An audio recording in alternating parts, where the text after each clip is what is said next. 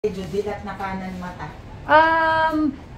Wala pa talagang final po, pero my cupcake, chumbalu, pumpy, you're my sweetie pie.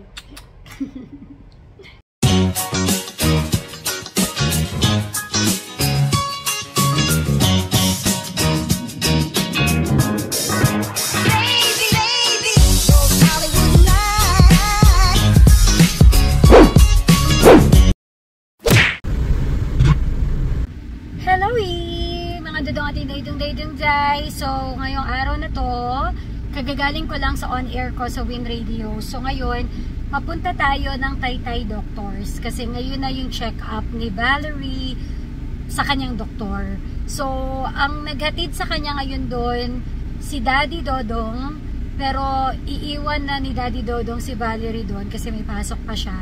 So, si Gracia yung sasama kay Valerie. So, ako, papunta na ako. 4 PM kasi yung schedule ni Valerie. Anong oras na? So, yun. So, anyway, story time later. I-update ko kayo kung ano na yung update sa medical health concern ni Valerie. Since na-mention ko sa last vlog ko na ang dami niyang ginawang series of lab test. So, ngayon, ipapasilip na natin sa espesyalista kung ano yung findings ba, kung ano ba yung health concern na dapat naming i-address kay Valerie. So, let's go!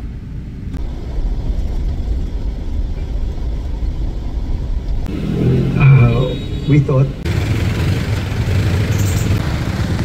Dito tayo! Hi, Tita Gracia! Wala kang snack. Wala kang snack? You're hungry? Let's go, let's drop to ano. Sa'yo ba to? Is this yours? Dito na sila, Gracia. Wala pa? Wala pa. Wala pa. So, check na yung mga lab test ni Baba.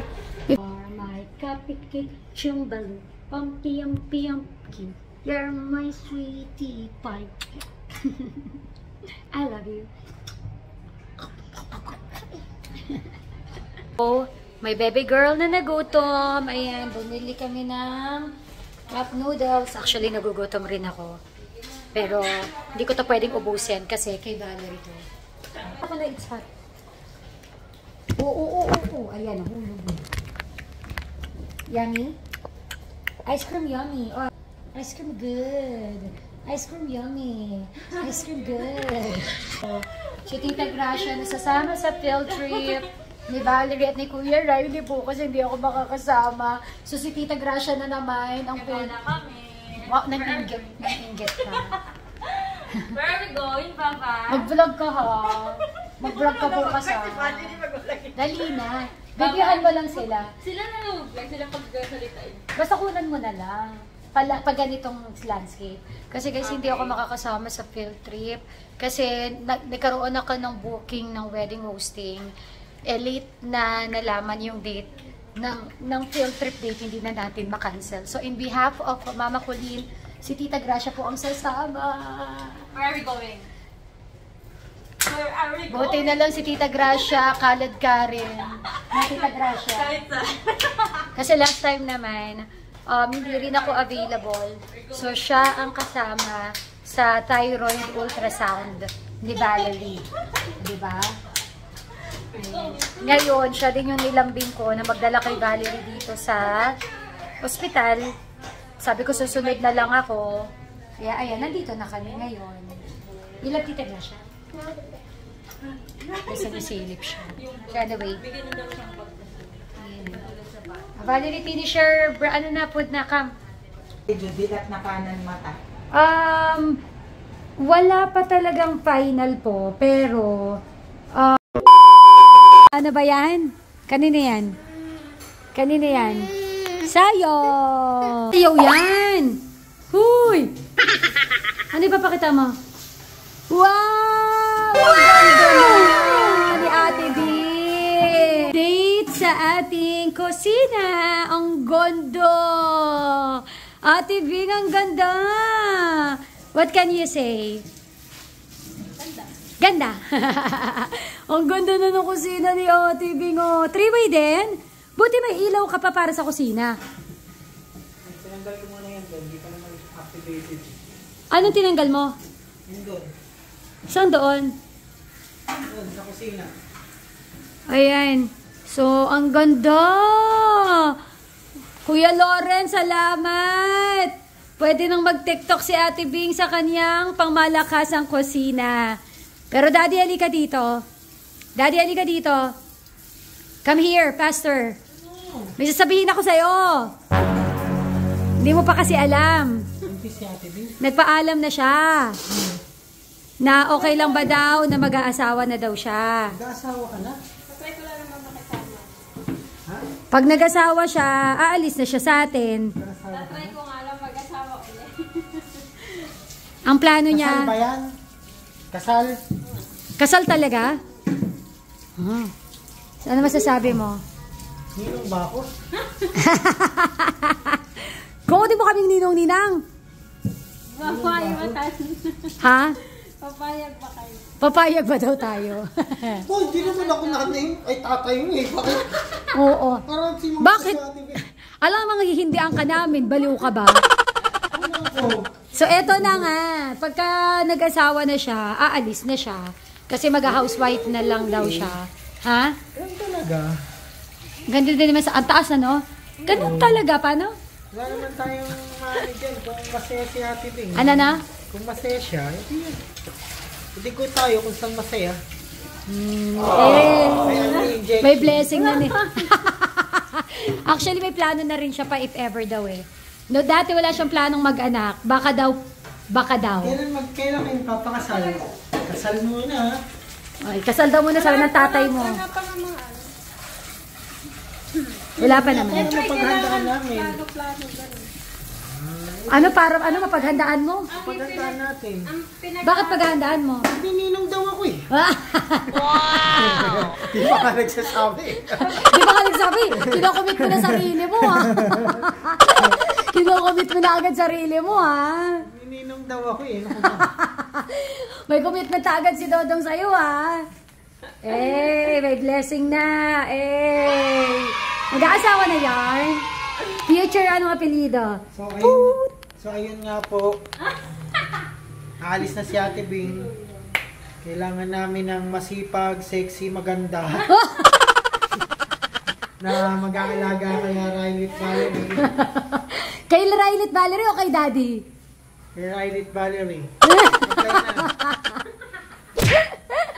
Baliw. Tibing oh. Hindi ko na yun yung sasabihin. Ayun, ako na ako tumawa eh. So, nakuha na natin ang reaction ni Dodong Philip. So, ayun. Yan po muna, guys. So,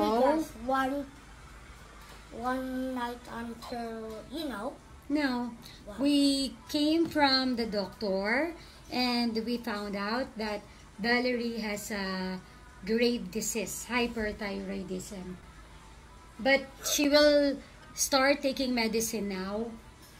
And it's gonna be a long, do you think it's rare? yeah, it's rare. Valerie is rare? No. Kumbaga, kumbaga, it's not something to be happy about. I know, but I don't know why I jumped. So, I just send the news to you so that you'll know. So, take care of your Does sister, that okay? mean she's rare? No. Basta she has this grave disease caused by hyperthyroidism. So, are you going to take care of your sister?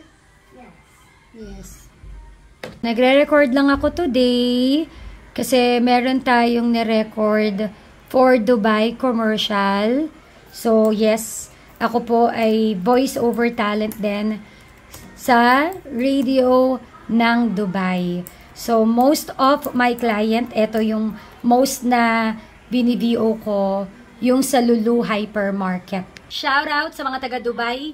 Kung naririnig nyo yung boses ko dyan, kung familiar yung boses ng voice-over ng Lulu Hypermarket, ako po yun. Si Mama Colleen. So, bukod sa host ako, ay nag-voice-over talent din tayo, nag-BVO din tayo ng mga radio commercials. So, yun.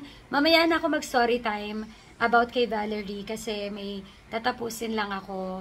after nun, tsaka tayo magkwentuhan tungkol sa ano nga ba yung findings ng check-up ni Valerie. So, hello! Eto na nga, hindi ko na natapos yung... So, hello! Ito yung follow-up ng video natin. Nasabi ko mag-i-story time ako, pero dahil na-busy na ako nung araw na yon, hindi ko na siya natapos. So eto na nga po, na-diagnosed si Valerie ng grave disease, hyperthyroidism. Ngayon, malamang may magtatanong sa inyo, ano ba yung cause ng grave disease, ng hyperthyroidism? Isa lang naman po yung sinabi ng doktor nung chinek up si Valerie, nung tinanong ko rin yung question na to, it is familial or hereditary. Pwedeng wala ako, pwedeng sa kanunuan ko pa, galing yung hyperthyroidism na yon na kay Valerie nag-manifest. Yun ba yung tamang term? But anyway, regarding sa medication, actually wala pang medication or gamot para doon. So tinanong ko yung doktor kung gaano katagal iinom ng gamot si Valerie. Kasi ngayon po, may nireseta na gamot kay Valerie. So, hindi to gamot to treat the hyperthyroidism. But, ito ay binigay, pinrescribe, para lang to control. Ngayon, kung talagang gustong mawala yung hyperthyroidism, according rin kay Doc, pwede kasing naturally mawala yung hyperthyroidism. Or, yung one way or only way to get rid of it is through radiation or tatanggalin yung thyroid glands na yon. Na ngayon, hindi pa siya possible because 4 years old pa lang si Valerie. Napakabata kasi parang, I don't know if it's a rare case. Parang may nagsabi na, sabi rare case yon sa mga bata. Parang it is 1 out of 5,000 kids. Kasi kung meron man, ang usual daw sa mga bata, hypothyroidism. So itong hyper, parang rare case siya, lalo na 4 years old pa lang si Valerie. So, sabi nga ng doktor, wala akong dapat sisihin. Again, familial ito. And yes, meron po sa pamilya namin na may hypothyroidism. Or kung yung hypo kasi yung meron yung bunso naming kapatid. Pero yung hyper, yun ang hindi ko alam. So, yun lang. Talagang ilang taon, 3 to 5 years, iinom siya ng gamot. May mga trip to check up kami from time to time. Like, after ng check up ni Valerie, babalik kami after 1 month na dala-dala uli yung another FT3, FT4, TSH na lab test. So, may blood extraction na naman. And then, yun. After that, monitor. Uli, basta isa lang ang pinagpe-pray ni Doc. Na so far, ngayon po, pang ilang days na umiinom si Valerie, wag lang mag-react si Valerie doon sa gamot. Yung magsusuka, mag-chill o kung ano pa man. So far po, parang naka-5 take na ng gamot si Valerie. Okay na okay po siya. And ang nakakatuwa, ang galing ni Valerie uminom nung gamot. As in, walang kahirap-hirap. Although maliit lang din naman kasi yung gamot. Pero I remember kasi, nung mga high school ako, hirap na hirap akong uminom ng gamot talaga. Kasi hindi siya hindi siya liquid form solid form siya. So, ang very good lang talaga ni Valerie. So, yun po yung update. Meron siyang grave disease, hyperthyroidism. And, yun lang, sama niyo lang sa prayer si Valerie na sana umokay siya sa gamot na iniinom niya and walang maging reaction sa gamot na iniinom niya. So, yun, tatapusin ko na tong video na to and maraming salamat for watching. As for Ate Bing, nakuha na natin yung reaction ni Dodong Philip. Sabi nga namin, suportado naman namin siya kung saan siya masaya. Kasi, di ba, hindi naman nandito kami para maging kontra kung saan siya magiging masaya. So, yun lang. Maraming salamat for watching and bye-bye na muna for now. Pahalo ka, Kubi. Bye-bye po.